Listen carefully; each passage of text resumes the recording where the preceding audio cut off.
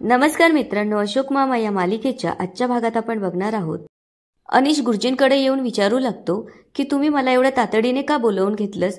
तेव्हा ते सांगू लागतात की मी ध्यानधारणा करत असताना माझ्या मनात एक विचित्र वादळ उठलं होतं. तेव्हा अनिश विचारू लागतो कसलं. तेव्हा ते म्हणू लागतात की तुझ्या आयुष्यात नवीन संकट येणार आहे. तेव्हा अनिश म्हणतो माझं तर सगळं काही व्यवस्थित चालू आहे, आता तर मला पैसेही मिळाले. तेव्हा गुरुजी सांगू लागतात की हा जोराने येणाऱ्या वादळासारखा राहूचा संकेत आहे. पण अनिशच्या मात्र काही गोष्टी लक्षात येत नसतात. तेव्हा गुरुजी म्हणू लागतात म्हणजे तुझ्याकडे जरी पैसा आला असेल पण तो पैसा म्हणजे काटेरी मुकुट आहे, त्यामुळे तो तुझ्याजवळ ठेवणं सेफ नाहीये. तेव्हा अनिश विचारू लागतो मग काय करायचं, कुठे ठेवायचं गुरुजी. तेव्हा किशाभाऊ म्हणतो आपले गुरुजी आहे ना, त्यांच्याजवळ सेफ राहील, त्यांच्याजवळ ठेव. त्यावर गुरुजी म्हणतात उत्तम उपाय. तेव्हा अनिश विचारात पडतो. गुरुजी लगेचच त्याला म्हणतात की तुझ्या घरचं वातावरण सध्या अशांत आहे, बरोबर आहे ना. तुझ्या जवळचे माणसं तुझ्यापासून लांब जात आहे. तेव्हा अनिश म्हणतो हो, आणि तो सांगू लागतो की आमच्या घरातली लोक जवळच्यांना लांब करताय आणि लांबच्यांना जवळ आणण्याचा प्रयत्न चालू आहे. आणि तो नीलू आत्याबद्दल विचारू लागतो की नीलू आत्या सापडेल का. आता मात्र गुरुजींची गडबड झालेली असते. तेव्हा गुरुजी कवड्या घेतात आणि अनिशला म्हणतात या कवड्या हातात घेऊन कुलदैवतेचं आवाहन कर. आता अनिश गुरुजींनी सांगितलेल्या गोष्टी करतो. तेव्हा गुरुजी म्हणतात की तुझी आत्या नक्की सापडेल, पण हेतू मात्र वेगळा असेल. त्याचं कारण पैसा. पैसा नसला की माणसामध्ये ईर्ष्या तयार होते. पुढे गुरुजी अनिशला परत पैशांचा विषय काढत म्हणतात की तो पैसा तुझ्याजवळ ठेवू नको, तुला तुझ्या आजूबाजूच्या लोकांपासून धोका आहे. तेव्हा अनिश किशाभाऊकडे बघू लागतो. तेव्हा किशाभाऊ म्हणतो माझ्यापासून नाही बरं का, बाकीच्यांपासून. तेव्हा गुरुजी त्याला म्हणतात की तो पैसा तू माझ्याजवळ ठेव, इथे सेफ राहील. तितक्यात अनिशचा फोन वाजू लागतो. अनिश बाजूला जाऊन फोन उचलतो. तेव्हा भैरवीचा फोन असतो. अनिश म्हणतो की काय काम आहे. तेव्हा भैरवी म्हणते की मी आईबाबांकडे आलीये, तुला यायला जमेल का. तेव्हा अनिश म्हणतो ठीक आहे, येतो. आता अनिश गुरुजींजवळ जाऊन म्हणू लागतो की आता मला पैसे ठेवायची जागा मिळाली, असं म्हणून तो तिथून निघून जातो. आता अनिश त्याच्याजवळचे पैसे त्याच्यासोबत घेऊन गेल्यामुळे किशाभाऊ आणि त्या गुरुजींमध्ये वाद सुरू होतात आणि ते एकमेकांना तुझ्यामुळे झालं असं ब्लेम करू लागतात. आता इकडे तोरणे जेव्हा त्यांचा जीव वाचवत सोसायटीमध्ये परत आलेले असतात तेव्हा ते देसाई आणि जनाला सांगू लागतात असा माणूस मी आयुष्यात पाहिला नव्हता, त्या माणसाने चक्क माझ्या गळ्याला सुरा लावला होता. हे ऐकल्यानंतर आता दोघांनाही आश्चर्य वाटतं आणि ते म्हणू लागतात की माझगावकरांची बहीण अशा वस्तीत राहते. तेव्हा देसाई म्हणतात तरीच मी तुम्हाला म्हणालो होतो की तुम्ही तिथे जाऊ नका, तुम्ही माझं ऐकलं नाही. तेव्हा तोरणे म्हणू लागतात की मला काय माहित होतं की तिथं असे लोक राहतात म्हणून. काय गलिच्छ वस्ती ती, कसला वास, तंबाखू खाऊन थुकलेलं आणि गटार. त्यावर देसाई म्हणू लागतात की माझगावकर अशा ठिकाणी त्यांच्या बहिणीला भेटायला गेले होते. त्यावर तोरणे म्हणतात की नुसतं भेटायला नाही तर ते तिला इथे घेऊन येणार आहे. हे ऐकल्यानंतर आता देसाई म्हणू लागतात असं अजिबात होता कामा नाही, कारण ही सभ्य लोकांची सोसायटी आहे. त्यावर जना म्हणतो की त्यावर आपल्यालाच माझगावकरांना थांबावं लागेल. आता इकडे अनिश भैरवींच्या आईबाबांकडे येतो. तेव्हा भैरवीचे बाबा तिच्या आईला म्हणतात की पाणी दे. तिची आई अनिशला पाणी देते. आता भैरवीचे बाबा म्हणू लागतात की बऱ्याच दिवसापासनं भेट झाली नव्हती. पुढे ते विचारतात मग काय चालू आहे तुझं सध्या. तेव्हा अनिशच्या मनात शंका येते आणि तो भैरवीकडे बघत विचारू लागतो की तू काही कंप्लेंट्स केली आहे का माझी. त्यावर भैरवी म्हणते नाही अनिश, मी का कंप्लेंट करू.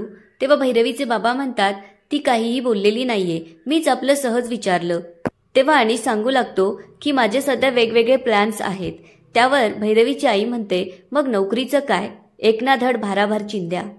तेव्हा भैरवीचे बाबा विचारू लागतात की तू नवीन नोकरी शोधली की नाही. त्यावर अनिश म्हणतो नाही. तेव्हा भैरवीची आई त्याला विचारू लागते का, मग तू करतो तरी काय नेमकं आणि तुमचं घर चालतं तरी कसं. पहिले जरी छोटी मोठी नोकरी करत होतास आणि माझ्या मुलीपेक्षा कमी कमवत होतास तरी पण आर्थिक स्थैर्य होतं. तेव्हा अनिश रागावून म्हणतो की तुम्ही तुमच्या मुलीला का नाही विचारत की तिची नोकरी कुठे गेली, ती काय करतीये. त्यावर मीना म्हणू लागते की ते तू विचारायला हवं होतंस तिला की ती काय करतीये. त्यावर अनिश म्हणतो अच्छा, तर हे सगळं विचारण्यासाठी तुम्ही मला इथं बोलवलं. तेव्हा भैरवीचे बाबा त्याला विचारू लागतात की तुझं नीलू आत्याबद्दल काय स्टँड आहे. त्यावर अनिश म्हणतो की काहीच नाही. त्यावर मीना म्हणते काहीच नाही कसं, तुझं काही कर्तव्य आहे की नाही, तुझ्या आईची शेवटची इच्छा होती आणि त्यासाठी फक्त माझ्या मुलीनीच मरमर मरायचं का? त्यावर अनिश म्हणतो, हे बघा, मला त्यासाठी वेळ नाहीये, कारण माझ्या प्रायोरिटीज बदलल्या आहे. मला खूप कामं आहेत सध्या. त्यावर भैरवी येऊन विचारते, नेमके काय कामं आहेत तुला? तेव्हा तो सांगू लागतो की माझ्या नशिबात राजयोग आहे. त्यावर भैरवी विचारते, हे काय नवीनच, कोणी सांगितलं तुला हे?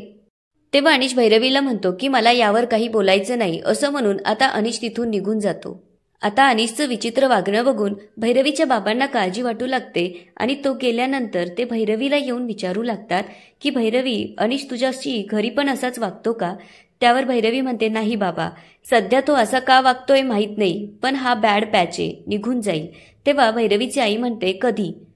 आणि त्याचं सध्या चालू तरी काय? आता अनिश तिकडून परत आलेला असतो तेव्हा किशाभाऊ आणि तो ज्योतिषी त्याचा पाठलाग करत त्याच्या मागे आलेले असतात. तेव्हा किशाभाऊ त्याला म्हणू लागतो की त्याच्या हातात जी पैशांची पिशवी होती ती आता दिसत नाहीये, त्याने कुठे ठेवली असेल. त्यावर तो ज्योतिषी म्हणू लागतो की मला काय माहीत, मी अंतर्यामी नाहीये, मी आपला छोटा मोठा ज्योतिषी आहे, 4 पुस्तकं वाचून आपला उदरनिर्वाह करतो. तेव्हा किशाभाऊ विचार करू लागतो की अनिश या बिल्डिंगमध्ये गेला होता, आपण तिथे जाऊन पाहूया. आता इकडे अशोक मामा ऑफिसला आलेले असतात तेव्हा भैरवीला कॉल लावू लागतात, पण भैरवीचा कॉल लागत नसल्यामुळे ते राधा वहिनीला कॉल करतात आणि तिला विचारू लागतात की भैरवी कुठे?